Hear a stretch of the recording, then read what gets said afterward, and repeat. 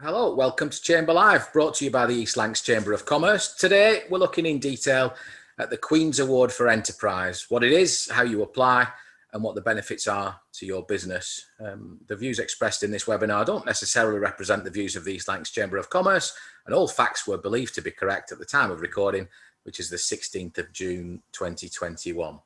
So the Queen's Award for Enterprise, the most prestigious awards for UK businesses and a globally recognised royal seal of approval for UK companies. Today, we're going to aim to simplify the process and provide a real insight into how to gain that royal seal of approval. Shortly, we'll hear from a handful of Lancashire businesses who are all proud recipients of the award, some of them multiple times. First up, though, we're going to hear from the Department for Business, Energy and Industrial Strategy. Chloe Polser is the Social Media and Marketing Manager for the Queen's Award for Enterprise Office. She's based in the Department for Business, Energy and Industrial Strategy. She's been in the team for a couple of years now, working with hundreds of businesses, encouraging them, supporting them with their applications, as well as celebrating and promoting them when they become winners. She's here today, I'm pleased to say, to provide an overview of the awards, as well as give you details of how you can apply for the 2022 round. Chloe, welcome to Chamber Live, over to you. Thank you very much, Simon. Thanks for having me today. I'm very happy to be here to be talking about the Queen's Awards for Enterprise with you all, and hopefully we can generate some applications for the next round, which is the 2022 round. So I'm just going to share my screen. So the Queen's Awards for Enterprise. Today, hopefully, I'll simplify the process, as Simon says, and hopefully encourage some of you to apply, or hopefully all of you to apply. So the Queen's Award for Enterprise are the most prestigious award for UK businesses. They are a globally recognised seal of approval for UK companies. Since the inception in 1965, over 7,000 companies have actually been recognised with a Queen's Award. Now, you may know a little bit about the awards already.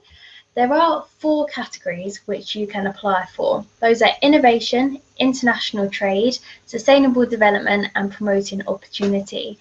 Now, just to tell you a little bit about those categories. Innovation and international trade, they're 2 of our most popular categories, probably the 2 that, if you do know about the awards, these are the categories you probably know more about. These are the categories that we receive the most applications for and therefore have the most winners. Sustainable development and promoting opportunity are 2 of our newer categories. They've both been refocused in the last couple of years to help applicants understand the category a little bit more and to hopefully then go on to win. In the innovation category, we want to hear about why your innovation is unique and how it has benefited your customers. It must have been on the market for at least 2 years, and you have to show commercial success for this innovation over the 2-year period. It can be for a product or a service, so both of those are welcome in this category. We also have then the international trade category, In this category, we want to hear about your export strategy and why your penetration of a particular market has been an achievement. This category recognises businesses who have demonstrated substantial growth in overseas earnings and commercial success. Now, this can be either for a 3-year period or a 6-year period, depending on maybe how long your business has been trading for, whether you've won an award in this category in recent years. That is the general gist of that category, and what we look for is at least £100,000 overseas growth in the first year of export. So not necessarily your first year of export, but the first year that you're applying for. So for example, if you're applying for the last 3 years, 18, 19 and 20, in 18 we would expect to see £100,000 for overseas growth, and then we would expect to see substantial growth thereafter. We do have more information on each of the categories on our website, and you can get in touch with us, but this just provides you with a little bit of an overview today. So the next one is our sustainable development category. So we was actually really lucky for His Royal Highness the Prince of Wales to relaunch this category in 2019 to show why he has a personal connection with the category. So in this category, we are urging businesses to look at the United Nations Sustainable Development Goals and tell us how their business fits in with these. We look to see sustainable development at the heart of your business. So moving all the way from those top senior officials throughout the whole organisation to those lower level staff as well.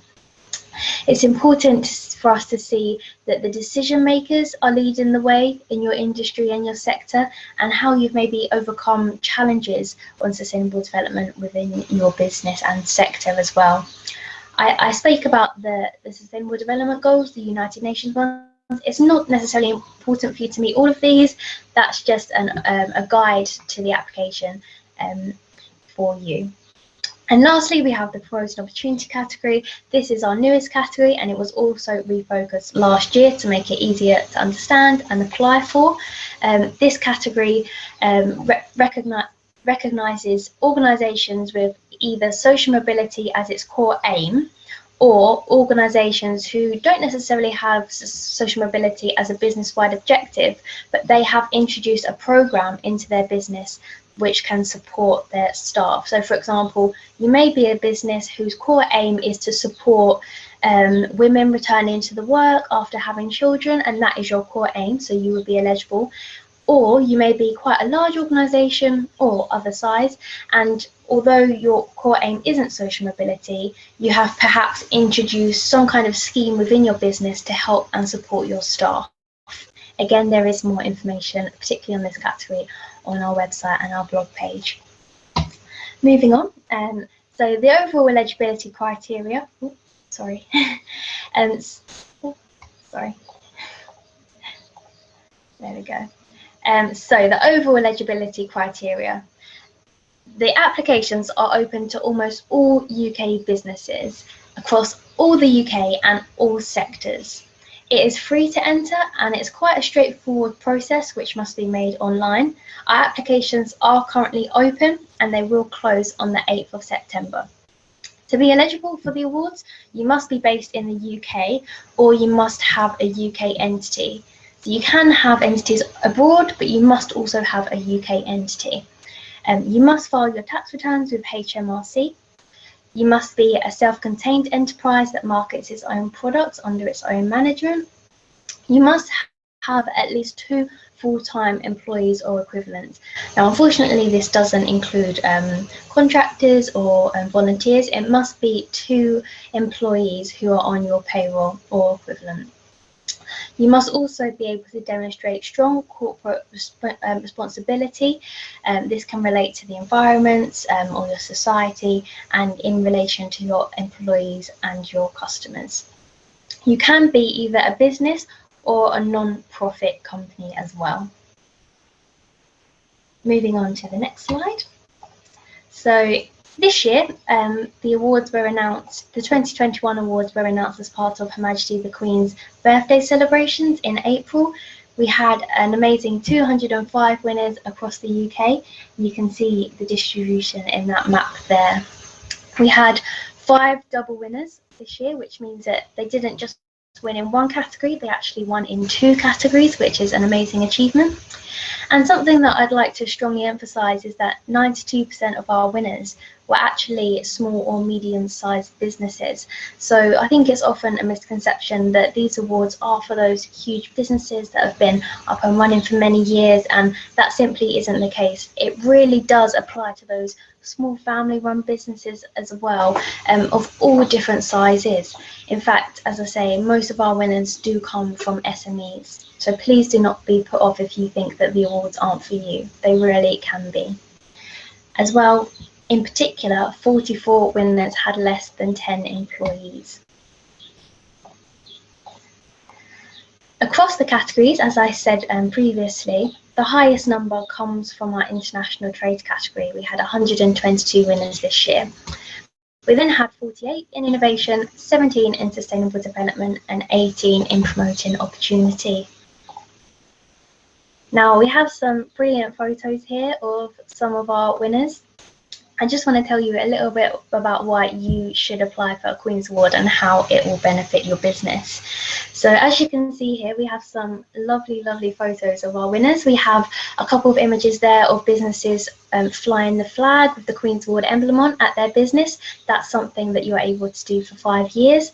We also have a picture in the bottom left, that is Plymouth City Bus.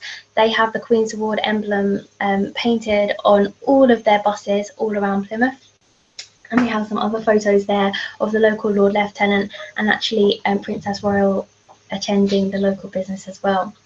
So why apply for a Queen's Award? Now, the Queen's Award emblem is a trusted mark that will get your business noticed above and beyond your competition, not just in the UK, but overseas as well. It is a royal endorsement that really will have a huge impact on your business. As I said, you are allowed to fly the Queen's Award flag at your business premises, and you are allowed to use the Queen's Award emblem on all of your products and stationery. And we are told that this benefit of using the emblem on all of your products, so that can be anything that you're manufacturing, on your website, on your email signature, any correspondence that you're putting out, you can use that Queen's Award emblem on, and that really does have a huge impact when you're looking to trade abroad. Previous winners have told us that they have tried to enter new markets in the past before having the award, and they've been unsuccessful. But once they've had that Queen's Award emblem on their website, on their products, that really does make a difference. And overseas trading have noticed the emblem and have then welcomed them into these new markets. I've also spoke to a winner recently who was attending a meeting in America. And they walked into the meeting room, and the first thing that was said to them was, "Wow, you are a 2 times Queen's Award winner. That is an amazing achievement, and I've never ever met a 2-time Queen's Award winner before." So that just shows how the Queen's Award emblem is recognised across the globe. Also, another benefit is that you will be presented with a grant of appointment scroll and a commemorative crystal bowl by Her Majesty's Lord Lieutenant, the Queen's personal representative, and this will take place at your business premises. It is an amazing day for you and your staff to celebrate all together your Queen's Award. Again, it's an amazing opportunity for press coverage, and it's just a huge boost to your staff morale. Feedback from our winners has told us that the Queen's Award does provide excellent marketing opportunities and press coverage, not just in the UK, but overseas as well. And it's something that is valid for that full 5 years. I was speaking with a winner yesterday, and they told me that, yes, it was amazing at the time of the announcement and there was lots of press coverage, but in fact, they won the award 3 years ago, and it's something that they still talk about when they do radio interviews today, and it's something that they still promote and is still recognised as making their business an outstanding British business. As I said, it provides worldwide recognition as an outstanding British company. It does help to provide increased turnover and international trade. That is across all 4 categories as well. And lastly, and very importantly, it does provide a huge boost to your staff morale and stakeholders. There are also opportunities for our winners to work with us at the department, perhaps at roundtables with ministers where we ask for your opinions on policies and feedback. Also, it's worth noting that even if your application isn't successful the first time, then we do provide very comprehensive feedback, which our applicants tell us is extremely useful in helping them take a step back from their business and looking at it with a different view. They can then work out perhaps where there are gaps in their business that they hadn't seen before, and they can work on those, not just benefiting their business, but also enabling them to come back in a later year, apply for the award and go on to win.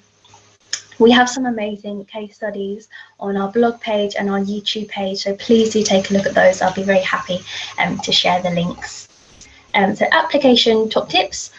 Firstly, register on the application system. This will allow you to download a PDF version of the form, which you can then plan out your application. You will then have to complete the full application online. It can take around 20 hours to complete the application. This doesn't have to all be done in one go. You can save and return to the application. So we do recommend registering on the system as early as you can, downloading a PDF version of the form so that you can then plan it over time. Always use plain English. Try to avoid any technical jargon that the assessors might not understand. We want you to be able to provide lots of evidence to support your statement and to tell your story in your own words. The assessors really want to hear the passion behind your business and to hear why you believe you are worthy of a Queen's Award. Please add collaborators to your application account so that if you're ever absent from the office, someone can pick it up on your behalf. And lastly, do allow sufficient time. As I said, it can take a while, so we do recommend starting as soon as you can. I know the 8th of September does seem quite a while away, but it will come around very quickly, and the sooner you start it, the better, because you will have much more time to plan and it won't be so much of a rush. Sorry. So, as I said, we are open to almost all UK businesses. It's a free application which must be made online. You can apply for more than one category if you wish to do so, and this year's application deadline is the 8th of September. Just to talk quickly a little bit about how the awards may be affected this year. We do obviously appreciate that COVID has affected many businesses in different shapes and forms, and we really do want to ensure that we are still supporting businesses with their application to go on to become Queen's Award winners. Whilst we haven't changed the eligibility criteria, we have made some positive amendments to hopefully make it easier for applicants to be able to apply. So there are some examples on the screen there, and I will share the PowerPoint after with you. But an example is if you are looking to apply for the international trade category, usually we don't welcome any dips in your financial figures. This would automatically rule you out from the award. So this year what we're allowing is, for example, if you have a dip in 2020, instead of providing financial figures for 18, 19 and 20, you can wind back 1 year and instead provide figures for 17, 18, 19, and this should hopefully ensure that you have a steady increase in your figures. I would be happy to talk to individuals about that if you want to send us an email or call us on our helpline. Another point is that our assessors will be taking greater discretion when looking at the applications. They will definitely not be, as they are, they're not every year, compared to other applications. All applications are made on their own merit. There is no competition. We have no upper limit on our winners, no upper limit per region. We welcome as many winners as we can, so you can be assured that your application won't be compared to others. It will only be based on your own merits. We will be looking at how each sectors have also been affected by the pandemic, and how that perhaps has been reflected in your application. Just to close, we are a small friendly team of 5, as Simon said, based in the Department for Business, Energy and Industrial Strategy. We're very happy to always talk to you if you have any questions about the awards, whether that's questions with the application, the IT system, or just your eligibility in general. So please do get in touch with us and be happy to take questions today, or if you'd rather email us, that's our email address there, and we do have a helpline which is available 9 till 5 Monday to Friday. We have our website there and our social media pages, so please do take a look on our sites. We have some excellent examples of some of our past and current winners, and it may be that they provide you with some inspiration to apply for the award this year. Thank you. That's great, Chloe. Thank you. Thank you so much. I'll just give our audience an opportunity to throw any questions that they might have at this point. We'll have a second opportunity after all our speakers for questions. I know Chloe's going to hang around. Anyone got any questions for Chloe at this point? Phil says on the chat, very helpful, Chloe. It looks like you've got his interest and he's going to apply. So great, thank you, Phil. Brilliant. Okay, so there's oh yeah, thanks, Amber. Amber says good news on the 2020 financials. I think that's useful. Although a lot of our exporters, a lot of our businesses are telling us that actually the last 12, 16 months they've not necessarily seen downturn. Yeah. Some businesses have seen huge growth. So I guess it depends on the business. Oh, yeah. Yeah, of course, it depends on the business and the sector, but we obviously you don't have to wind back here at all. It's completely up to you. You can still provide up-to-date figures, as you say. You may have completely thrived in the last year and want to showcase that, so that is fine as well. Okay, great. Thanks, Chloe. Well, we'll we'll no doubt come back to you later. But in your slides, you showed a picture of a business holding a blue flag. I'm fairly sure that was Process Instruments. So we'll go there now. Oh, actually, yeah, it might have been. Sorry, I'm pretty sure it was. I think it was, yeah. Let's get Mike to confirm, because he's been there, done it, got the T-shirt or got the flag. Mike is the MD of Process Instruments Group. He got his first degree in geology from London University in 1987, and when you see him, you won't believe that he was even at university in 1987, because he looks a lot younger. From there, he became a territory salesperson for Coca-Cola, then on to a mass spectrometer company. At 25, he set up his first business. He did really well initially, and then crashed and burned 5 years later, which is a story he's not going to have time to tell today. But after that lesson, he set up Process Instruments with a colleague back in 98. It went on hold for a bit, whilst due to family circumstances, he retrained as a science teacher at Huddersfield Uni, taught in several local schools while the business sort of sat in tick-over mode. But then in 2007, Process Instruments was reborn. They were able to raise sufficient funds from loans and overdraft angel investments to relaunch the company. And since then, it's grown consistently, resulting in 2 Queen's Awards. Chloe mentioned just a limited number of businesses managed to get 2 awards this year. Well, Process Instruments are one of those. As well as that, they won a Burnley Business Award a few years ago as well. Many awards crossing the threshold of Process Instruments.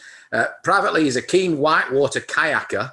He's written a children's book and knows more than he would like to, really, about autism and social care. We also would like to apologise for the fact that he lives in Yorkshire, but we'll allow him onto this East Lancs Chamber event as a special appearance. So Mike, over to you. Simon, thanks very much. I've been asked to talk about 3 things today. First one was, why did we apply? Second one was, what was the process like? And then the last one was, what have we got out of it, or what do we expect to get out of it? If this works, I'm going to share a screen, mainly so you've got something to look at while I'm talking. Right, is that shared? Yeah, that's working fine. Excellent. And if I can just work out how to move the slides on, which I think is like this. The pictures that you're going to look at have nothing to do with what I'm saying. So if you've got a choice, concentrate on what I'm saying rather than what you're looking at. Why do we apply to consider for the Queen's Award? Several reasons, 3 main reasons. 30 years ago, I worked as a technical salesman for a company called VG Isogas. In the same group was a company called VG Elemental. I happened to be at VG Elemental the day they first flew their Queen's Award flag. And I was overwhelmed by the sense of achievement that flowed through the company, through the organization. And I remember the conversations from that time about how it increased their business, how it was recognized worldwide, how it was a very prestigious award. So it's actually been a sort of a bit of a dream of mine for 30 years, finally realized this year with 2, which was really fabulous. So that's probably why we were looking at it in the first place. The second reason is that I have a wonderful team of people here. I'm sure everybody on the call also works in a wonderful team. The problem is, if I say they're a wonderful team, they think, yeah. It's a bit like your mum saying you're pretty. You sort of have to.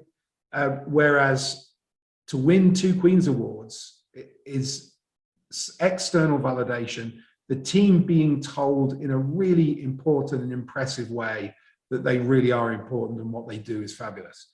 So that was another reason. And then the last one is that I am aware we sell to 60 countries around the world, and it does have a lot of kudos, particularly in the States and particularly in China and Southeast Asia. So having these emblems that we can use for 5 years and being recognized by the Queen's Awards is my expectation is that that's going to be good for business. So that's why we applied for awards.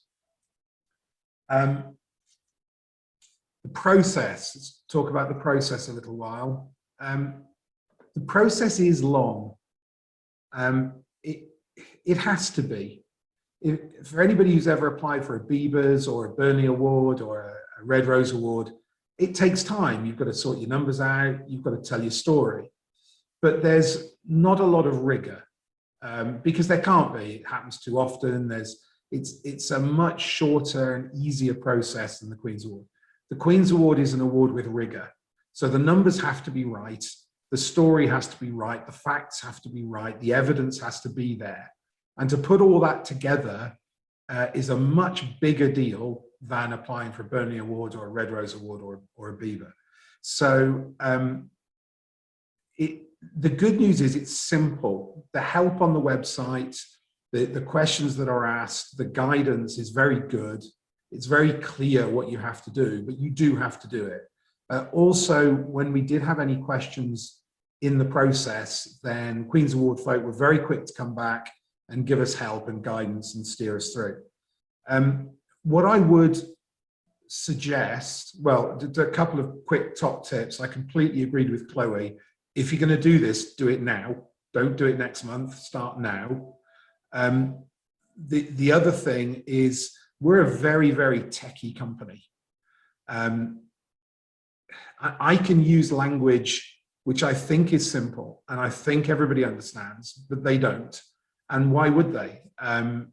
So we felt it was quite important to get some help. So we worked with Katie Upton, who I think is on this call. Katie, if you are, put your details in the chat. Katie has worked with several companies who have applied for Queen's Awards, and I think that she's on 4 out of 5, which is not a bad hit rate. And what Katie did for us is I wrote it and gave it to Katie, and she came back and said, what does that mean? What does this mean? What about this? She helped us craft the story and tell it in a way that as a non-technical in our business person could understand, so that we were using the best story that we possibly could for the evaluators for the Queen's Award to look at. I think that was really important because she took out an enormous amount of fairly complex language, which I really struggled to let go because I wanted it in there, of course. So there were a few feisty discussions, but between us, we crafted that story, and it was clearly a compelling story, or we wouldn't have been awarded the 2 awards. The other thing is get the finances right first. There's 2 stages whereby you put in sort of overview finances for the first submission, and then if you're shortlisted, you have to get an accountant to look at those finances and sign them off. My strong recommendation would be to get them signed off before you put in the first. You don't really want to be saying one set of finances in your first submission and then completely changing them for the second submission if you get shortlisted. So get the accountant on board to check out the management accounts figures that you put in the first time around. The last question was, what have we got out of it? Well, apart from a polo shirt, a flag, and a new, let me show you, there we go, there's the flag. That's myself and Jonathan with the flag. So apart from the flag, the pen and the new polo shirt, actually it's been quite hard work. If you think about how many brochures you've got, how many website pages you've got, how many invoices you send out. So it's quite a lot of work integrating the Queen's Award into everything that we do. But we have had an amazing response from our distributors, from our customers. We've had more hits on our emails, our LinkedIn, and all our other social media because of the Queen's Award than anything we've ever done, all added together. So it clearly generates interest. It's only been 6 weeks or so I can't say that our turnover's doubled and we've been invited to palaces around the world, but we're very confident that it allows other people to see our business as being perhaps a bit more credible than they would have done in any other way. So long term, the saddest thing, I think, from our point of view, is that we were really, really looking forward to going to Buck Palace, which was unfortunately cancelled this year because of COVID. So I don't know, Chloe, if there's anything planned for that for the winners this year, but it would have been really nice to go to Buckingham Palace.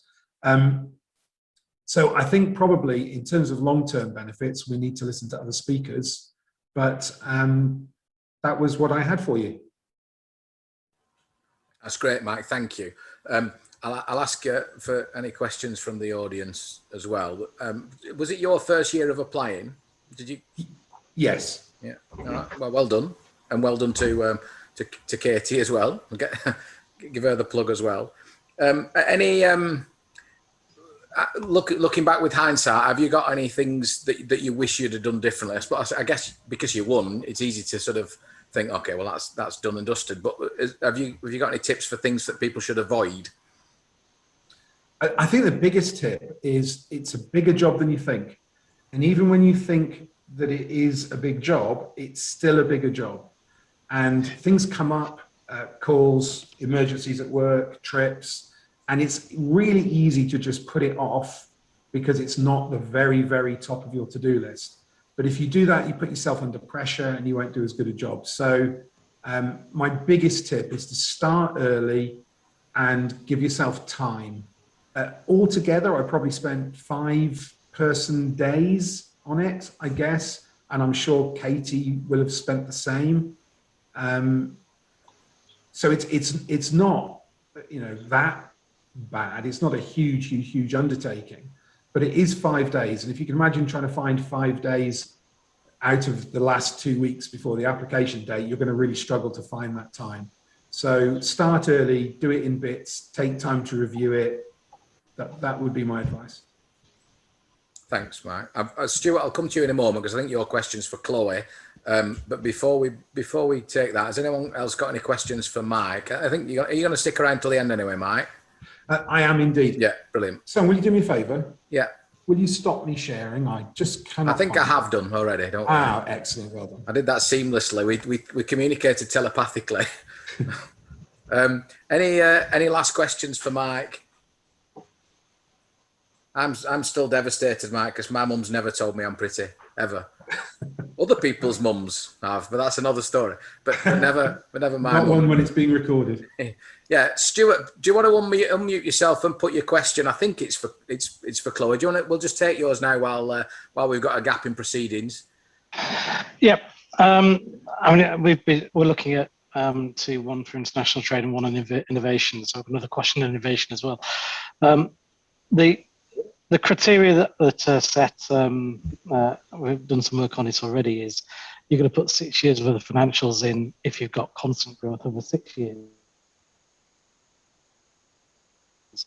It's determined as, the phrase is substantial growth, I think, if I remember rightly. I suppose two elements to that. One is, does COVID and the different view of the criteria change that? What is substantial vis-a-vis constant, and or what would determine substantial as opposed to constant? Does that make sense as a question? Yeah, I believe so. I'll answer it as best I can. So for the 6 years growth, putting COVID aside, you're right in saying we would usually, over the 6 year period, this would be if your business has been trading for a number of years, and over each year you have had a steady increase in those financials, and you would therefore qualify for the 6 year category. The 3 year subcategory is if perhaps you've only been trading for a few years, or perhaps beforehand your growth was quite flat, and then perhaps 3-4 years ago you then started to trade internationally and your growth has shot up quite a large amount. So that is over those 3 years. So that is the difference between those two. Of course, you can still apply for the 6 year period if it started steady and then steeply inclined. That is your decision. As I've said before, it might also be that perhaps you've won international trade in the past, and therefore because you perhaps won 3 or 4 years ago, you're not eligible to be able to then apply for the 6 years again, and that's why you would then apply for the 3. And so it does depend on your business. Be happy to speak in more detail with you offline. But with COVID in mind, as I said, the assessors will be taking more discretion. So, for example, if you are applying for that 3-year substantial growth, and you might not have dips, but you are still increasing, perhaps they would be looking for that steep increase in the first 2 years, and then in the 3rd year, if it isn't quite increasing as much, but it is still going up, they would be except they will be allowing of that, and they will understand that you perhaps probably, if you explain that within the application, why you have had that slow down in your financials, as long as it's explained in your application, then they will make acceptance of that. But as I said, it will be all done based on each individual application, so there isn't really a one rule fits all. It'll be dependent on your sector, it'll be dependent on your products, it'll be dependent on how you have performed before the years of COVID. So if you were able to show those years beforehand, the assessors would like to see how you've performed before you perhaps were hit by the pandemic. So they will be taking all of that into account, and as I said, yeah, it isn't one rule fits all, so please don't let that put you off. And if you do have a specific question, do get in touch with us, and we'll be happy to talk you through your financials with you. Thanks, Chloe. Stuart, I'm going to ask you to save your second question till a little bit later if you want, because I want to try and bring in our other 2 winners, both of whom are now on the call. So welcome, Richard. We'll come to you shortly. First of all, though, a business who have won the award twice, and just picking up on the Process Instruments story, that Mike couldn't really say what his long-term benefits have been yet because it's only been a few months. Evans Van der Duyn won in 2015 and in 2018. Peter Thompson is their International Divisional Manager, Global. They're based over in Walton Summit. Peter, good morning. Do you want to just kick off maybe by just giving us an overview of Evans Van der Duyn and what sector you're in and what the business does? Yeah, sure.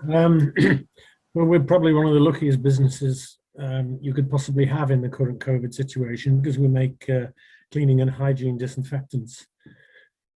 So in the last couple of years, we've been producing as much hand sanitizer as you can possibly imagine can be produced.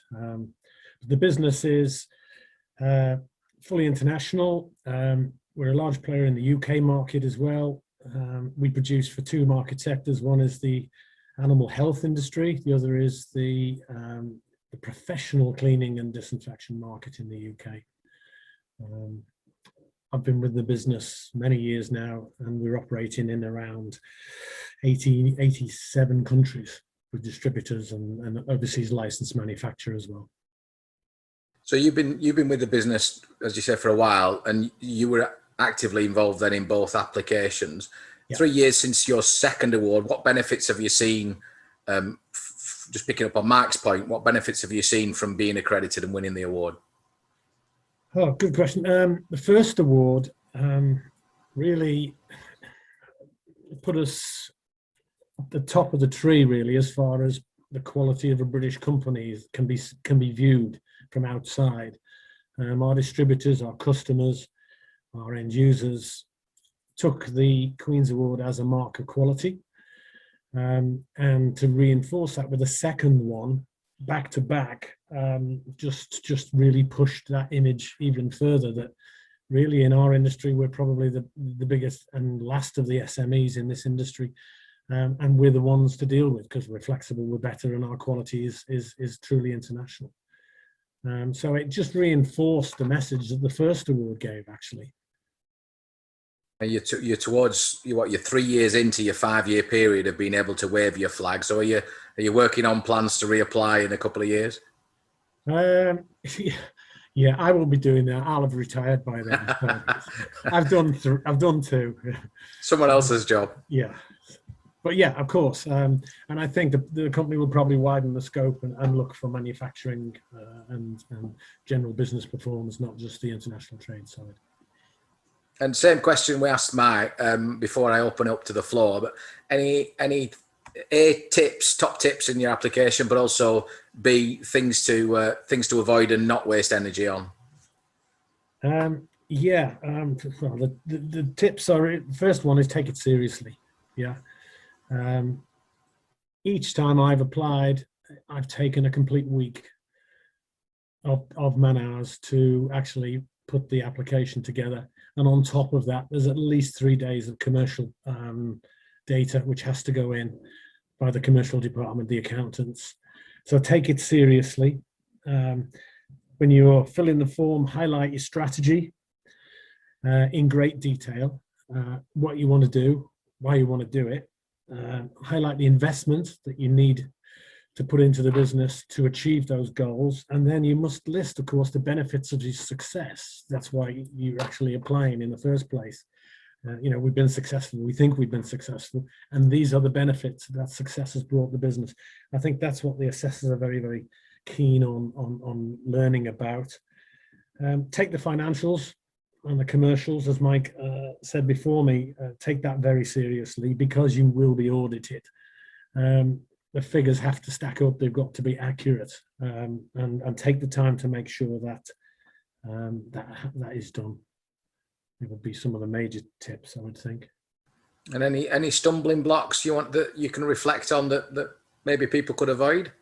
Yeah, well, we've won 2. I've actually submitted 3.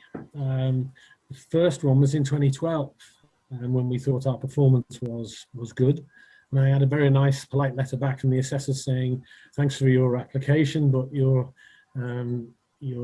performance doesn't meet the criteria required for consideration in the award scheme. And that just annoyed me, to be perfectly honest. But it was fair comment. I didn't take it as a negative. It shows this is a high hurdle that you have to get over.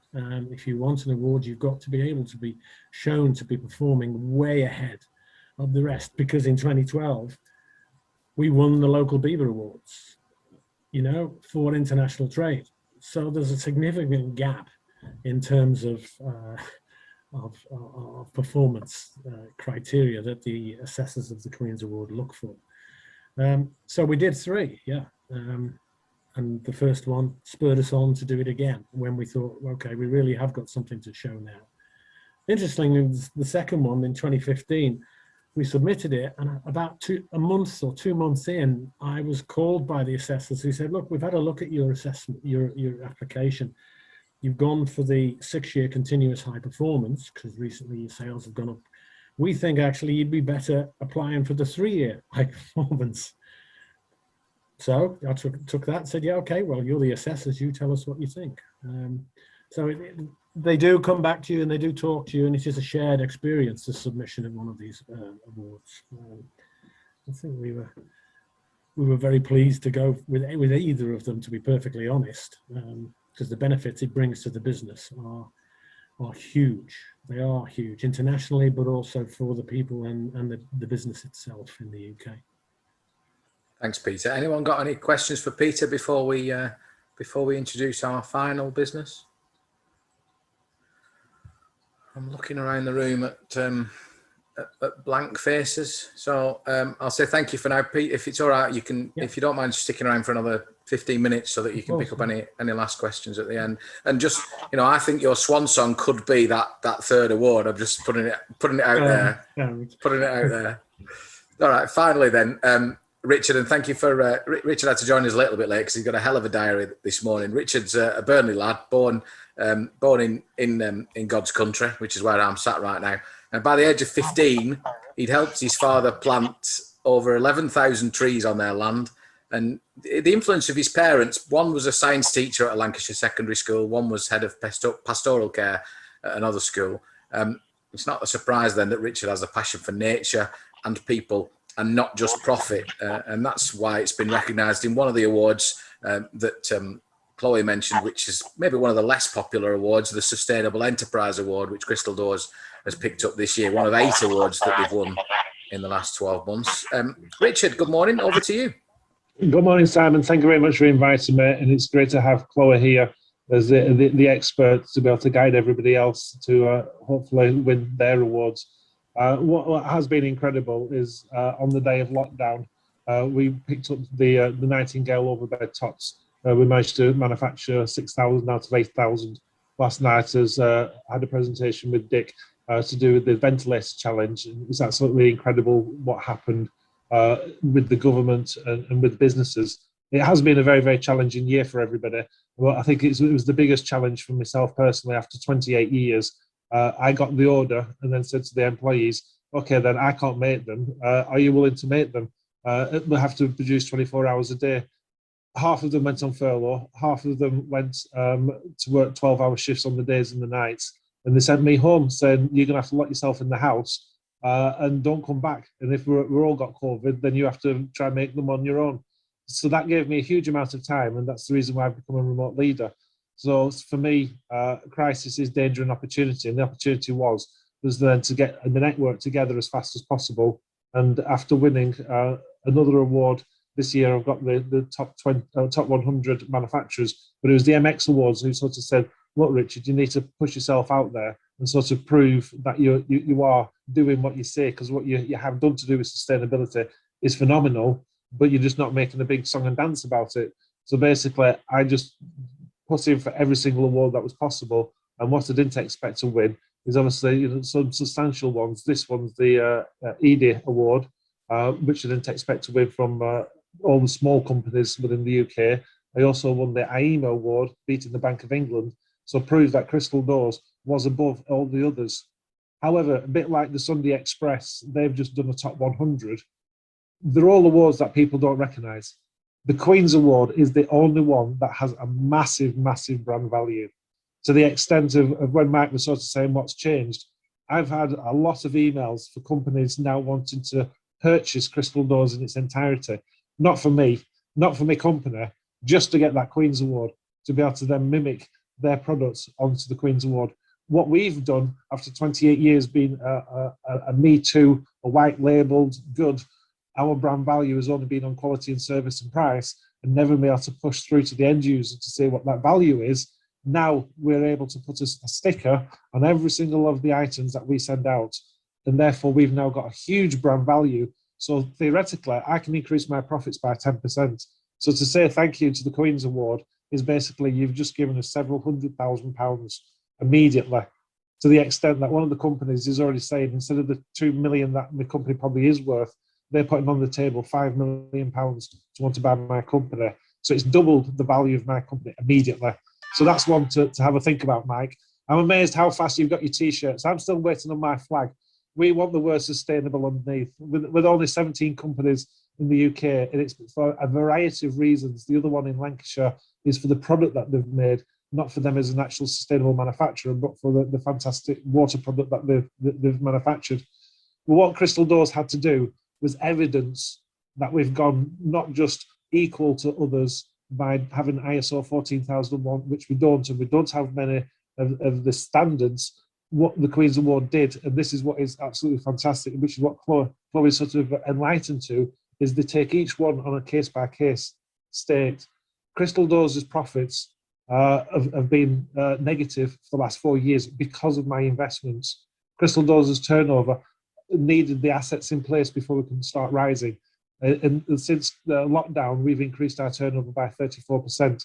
We should be able to double quite easily now our sales. So now we've got the opportunity to go for the other awards, which will be for the enterprise, for growing our business, and then hopefully we'll now be able to export because we've got the Queen's Award.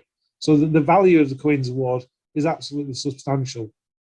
And the main one from my point of view is that ability to be able to sort of say that Crystal Doors is a national, an international player within the market. So even at 3 million turnover, by having this level of recognition, it changes absolutely everything.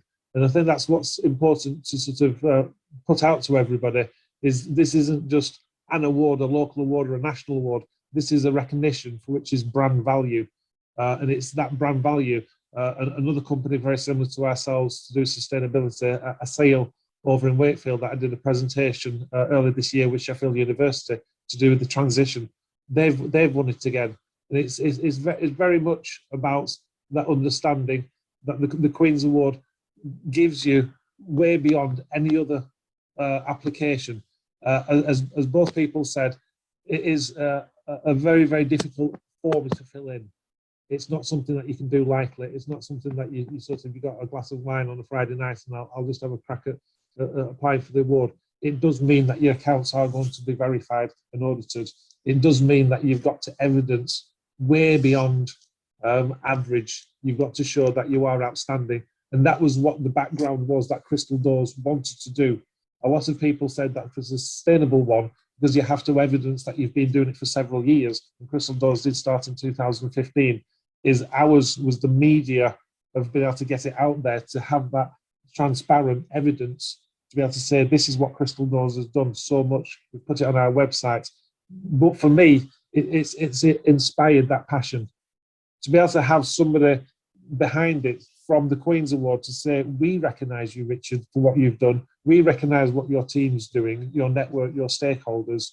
We support you, has catapulted my efforts. So yes, this morning, Crystal Doors has given £3,000 to underprivileged children to have an experience over the summer holidays to work with endangered species. And then straight away came back to do a virtual work experience, because students haven't been able to have virtual work experience, to be able to have actual work experience this year. So I've set up a course, and I'm now for the last, for 7 weeks, given a virtual work experience for the full day, hence just squeezing this little slot in. I'm now wanting to do 10 times as much as what I did before, because you've had that praise and that recognition. And I think that's what it does also for all those winners, is once you've got the badge, and a bit like myself, I did a degree in food manufacture. Now I've become a vegan because it's the right thing to do for the climate emergency and for our society. But as soon as you come out and say, this is who you are, this is who you stand for, like having the Queen's Award, people are going to look at you and say, that's the standard, that's the bar that Richard's at, that's where Crystal Doors is at. You've got to then follow it through and keep on going. So those people that do get the Queen's Award are inspired to then work even harder. So for me, this is probably one of the best things that this country has got. It's not political in any way, shape or form, which is also absolutely brilliant. It's outside the system, and to me, it's globally recognised, and it's of the most important value. And I'm probably the only person who can say that after winning what I thought was the best awards to do with technical ability, to be able to beat all the professionals in their market to do sustainability, all the SMEs, which were serious eco warriors. Those haven't given me anything apart from the accolade of saying, yes, I've won that award. By getting the Queen's Award, the value of my company has doubled. The sales have absolutely rocketed. But better than that, I've now got something to give back to my customers, to be able to say, there you go, that's who we are. You can now champion it as well. So I'd certainly like to say thank you very much to the Queen's Award, and certainly to Chloe for their amazing ability. And they work with you.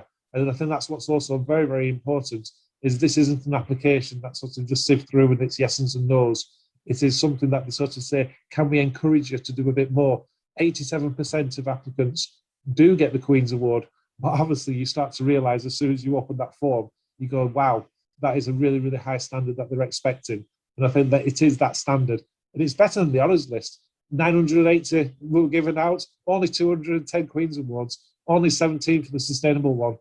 It's one that will be growing, and it's one that I'm absolutely privileged to have received this year.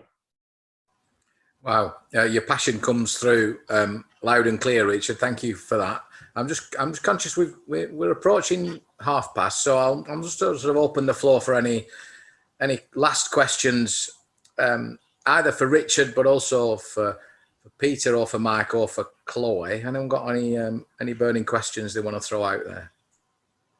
I just have a quick question. I'm still in the very early stages of application, but I'm sure more will come later. But I just wanted to say also, it's been really insightful attending this. Chloe, Peter, Mike, and Richard have all, like, you can see the passion, and yeah, I'm really excited to get started. So my question is just, how many collaborators would you suggest us having? Because I know you all were stressing that it's just one of those applications that really takes time to think it out. So I'm just wondering if you think, I've had 2 before for most applications, myself and my other colleague, but for an application such as this, would you suggest more, or would 2 still be okay? It depends on the size of your business, really, and it depends if you'll be working on it alone, if you'll be working on it perhaps with members of your team, and if they'll be feeding through you to do the application. We do say at least 2 to 3, but I would still sort of suggest that it's still one person that writes the application so that it's all done in the same voice.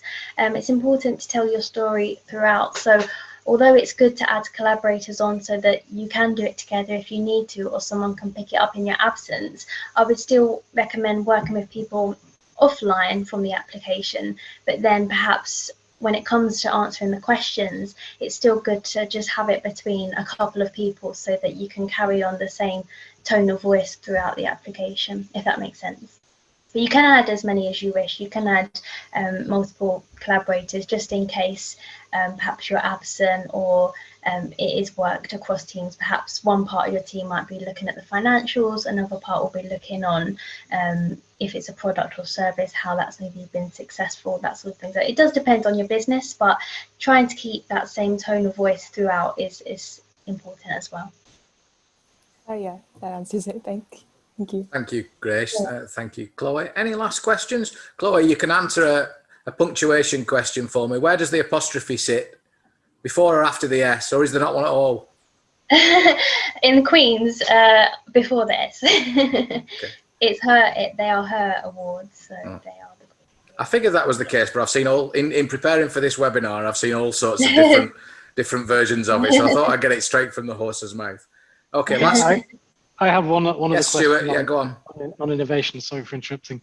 How important is it that for innovation that the product is patented or patentable, or if you got through like an innovative application of a product, is that still valid? Stuart, I can.